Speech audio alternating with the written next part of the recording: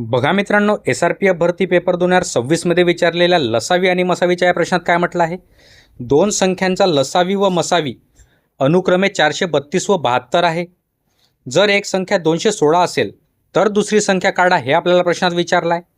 तर बघा, इथे एक गोष्ट नेहमी लक्षात ठेवायची, दोन संख्यांच्या लसावी आणि मसावीचा गुणाकार हा त्या संख्यांच्या गुणाकारा एवढा असतो. तर बघा, आपल्याला लसावी दिलेला आहे 432 गुणिले आपल्याला मसावी दिलेला आहे 72 इक्वल टू आपल्याला पहिली संख्या दिलेली आहे, एक संख्या दिलेली आहे आपल्याला 216 गुणिले दुसरी संख्या ज्याला आपण x मानून घेऊ. तर बघा, 432 गुणिले 72 भागिला 216 इक्वल टू x. आता बघा, आपल्याला कॅल्क्युलेशन सोपी करायचं आहे. तर 432 गुणिले 72 216 बघा 6चा घन आहे, तर त्याला आपण 36 गुणिले 6 लिहू शकतो. हो, लिहू शकतो इक्वल टू x. आता बघा, कॅल्क्युलेशन सोपी झालं.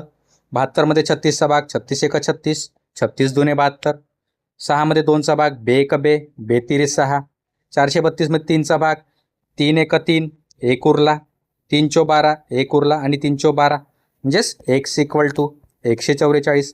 म्हणजे दुसरी संख्या कोणती असेल? 144 असेल. म्हणजेच पर्याय क्रमांक ए हे या प्रश्नाचं उत्तर असेल. तर मित्रांनो, अशाच नवनवीन प्रश्नांसाठी आपल्या यूट्यूब चॅनलला नक्की सबस्क्राईब करा.